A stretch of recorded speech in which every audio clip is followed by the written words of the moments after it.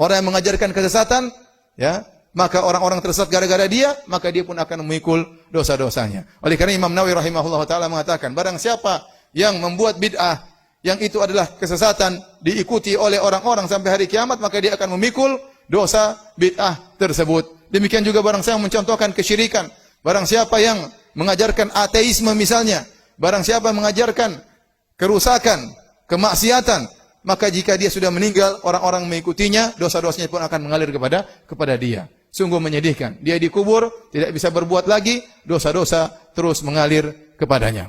Oleh karena seorang berhati-hati tatkala bertindak, tatkala berbuat. Bisa jadi gara-gara dia timbul kerusakan-kerusakan yang terjadi. Contoh dalam perdagangan, sederhana. Ada seorang berdagang baju yang tidak benar bagi wanita. Dia jual baju-baju yang buka-bukaan, baju-baju yang menampakkan aurat, dibeli oleh wanita-wanita, dan dia tahu ini baju akan dipakai di jalan-jalan. Kemudian akhirnya dipakai oleh wanita tersebut.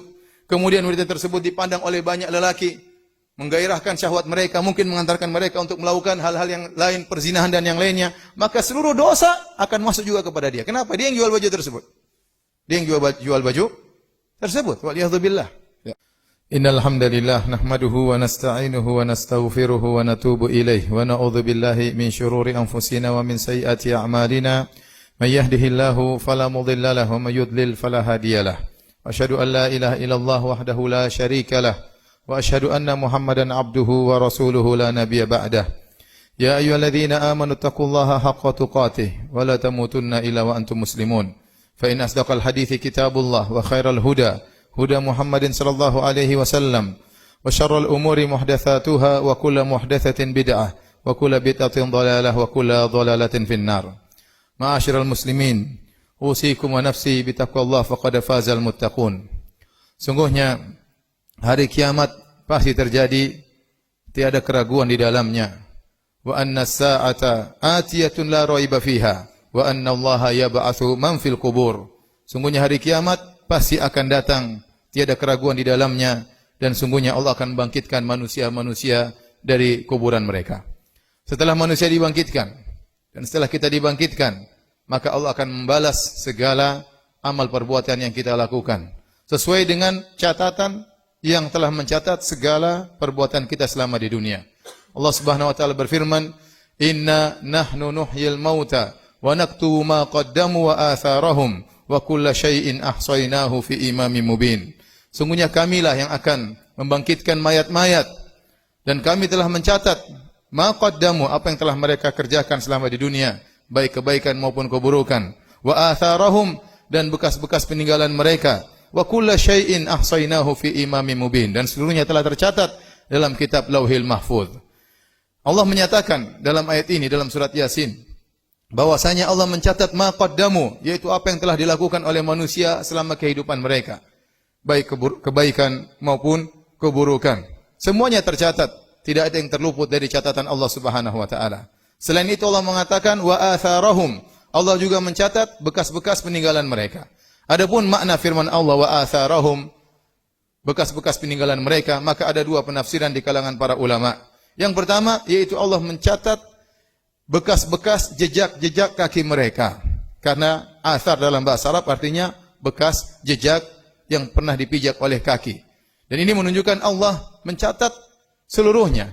Ya. Jangankan amalan, bahkan bekas jejak kaki yang mungkin terkena angin, yang mungkin terhapuskan karena terkena air atau debu, itu pun dicatat oleh Allah Subhanahu wa taala. Maka langkah-langkah kita menuju kebaikan dicatat oleh Allah, langkah-langkah kita menuju keburukan juga dicatat oleh Allah Subhanahu wa taala.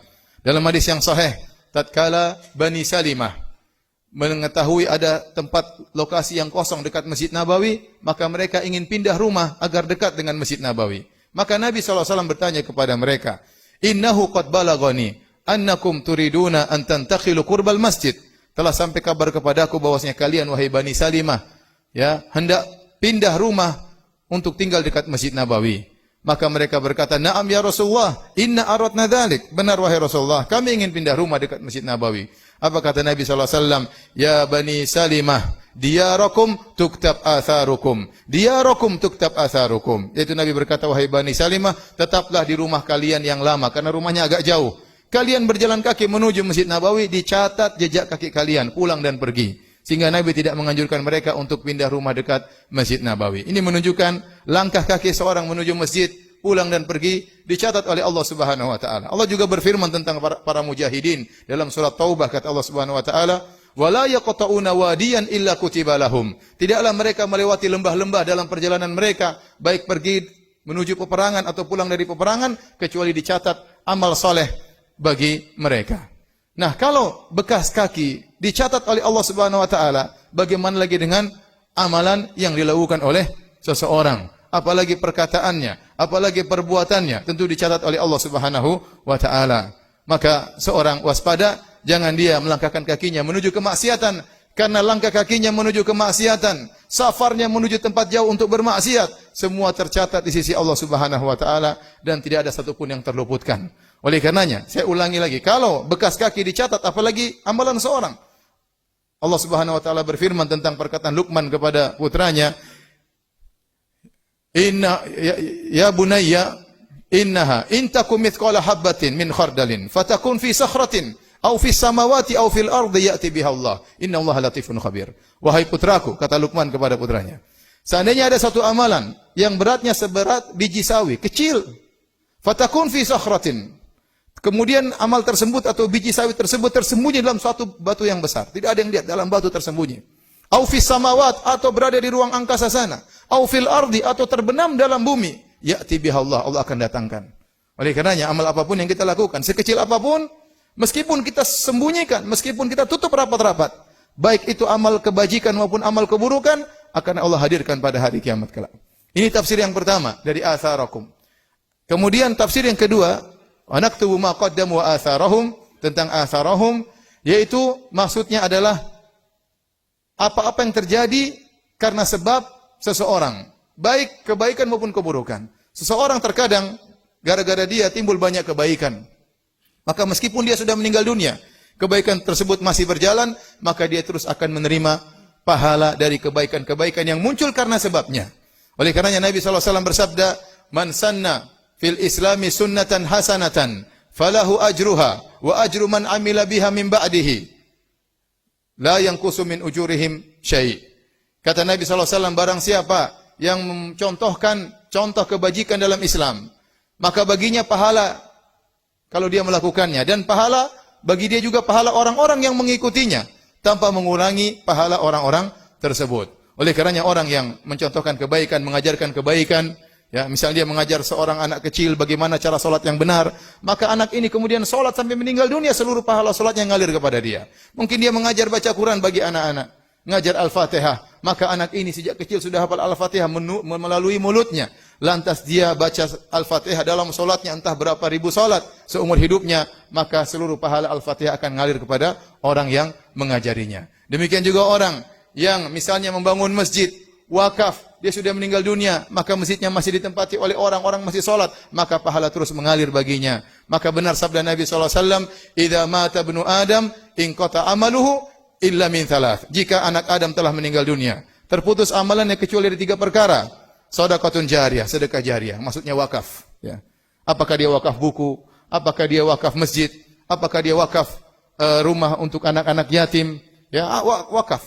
Apakah dia bangun gali sumur sehingga airnya terus mengalir, ya? Apakah dia wakaf ilmu, ya? Maka terus mengalir baginya. Shadaqatun jariyah, ilmun yuntafa'u bihi, ilmu yang bermanfaat, ya. Dia berdakwah, kemudian dakwahnya didengar oleh orang banyak mendapat hidayah, ya, atau dia menulis bukunya, ya. Dia sudah meninggal dunia, bukunya masih dibaca oleh orang sebagaimana para ulama. Mereka telah meninggal mungkin ratusan tahun yang lalu, mungkin ada 1000 tahun yang lalu. Tetapi buku-buku mereka masih dibaca, dimanfaatkan oleh manusia hingga saat ini. Kemudian waladun salihun yad'u lahu, anak soleh yang mendoakannya. Oleh karenanya seorang berusaha, ya, selain dia beramal soleh, dia berusaha melakukan sebab-sebab kebaikan. Bisa jadi timbul kebaikan gara-gara perkara yang dia tidak sangka. Mungkin gara-gara satu nasihat yang dia sampaikan, seorang tergerak untuk melakukan kebajikan. Contoh, Al-Imam Al-Bukhari rahimahullahu ta'ala, kenapa dia menulis kitabnya Sahih Al-Bukhari? Gara-gara satu kalimat yang dia dengar. Kata beliau Al-Imam Al-Bukhari rahimahullahu ta'ala, kunna inda Ishaq bin Rahuya. Suatu hari kami, para muhaddithin, berkumpul di rumah Ishaq bin Rahuya. salah seorang ulama, Ishaq bin Rahawai. Kemudian dia berkata, "Lau jama'tum kitaban mukhtasaran li sahihi sunnatin Nabi sallallahu alaihi wasallam." Coba kalau ada di antara kalian yang mengumpulkan kitab yang mengumpulkan hadis-hadis sahih saja dari sunnah-sunnah Nabi sallallahu alaihi wasallam. Apa kata Imam Al-Bukhari? "Fa waqa'a dzalika fi qalbi.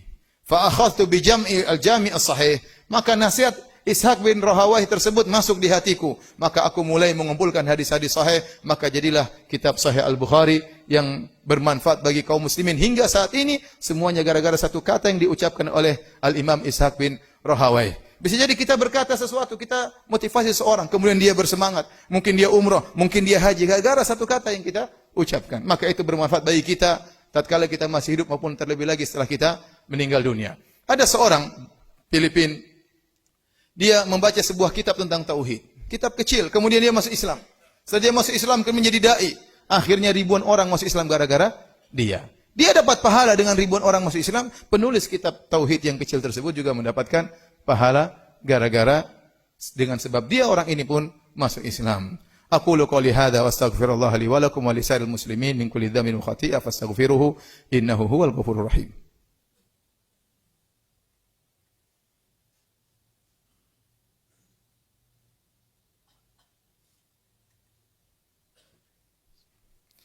Alhamdulillahi ala ihsani wa syukru lahu ala taufiqihi wa amtinanihi wa asyhadu an la ilaha illallah wahdahu la syarika lahu ta'ziman li sya'nihi wa asyhadu anna Muhammadan abduhu wa rasuluhu da'ila ridwani. Allahumma salli alaihi wa ala alihi wa ashabi wa ikhwani. Hadirin ma'asyiral muslimin, sebagaimana seorang setelah meninggal bisa dicatat kebaikan terus yang mengalir, sebaliknya seorang setelah meninggal di kuburan bisa jadi dosa terus mengalir kepadanya. Sebagaimana ada pahala jariyah, ada juga dosa jariyah. Oleh karenanya Nabi SAW bersabda, "Wa man sanna sunnatan sayyi'atan falahu wizruha wa wizru man amila biha min ba'dihi min ghairi an yanqusu min ujurihim syai'." Kata Nabi sallallahu alaihi wasallam, barang siapa yang mencontohkan contoh yang buruk, bagi dia dosanya dan dosa orang yang mengikutinya sampai hari kiamat tanpa mengurangi dosa-dosa mereka sama sekali. Nabi sallallahu alaihi wasallam juga pernah bersabda, laisa min nafsin tuqtalu zulman illa kana li ibni Adam al-awwal kiflun min damiha.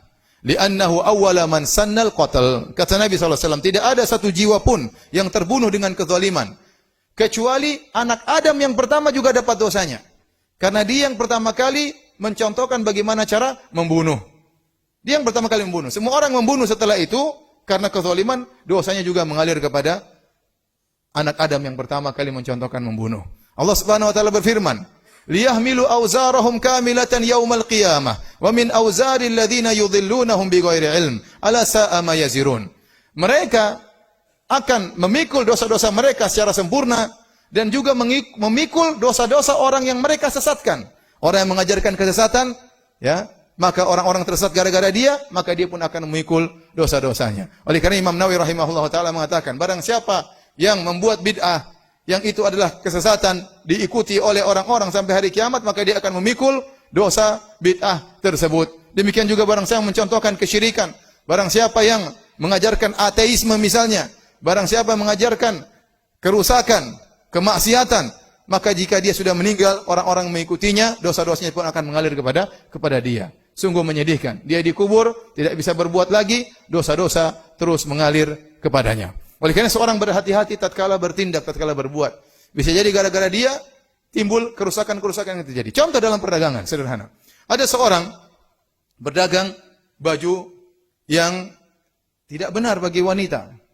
Dia jual baju-baju yang buka-bukaan, baju-baju yang menampakkan aurat, dibeli oleh wanita-wanita dan dia tahu ini baju akan dipakai di jalan-jalan.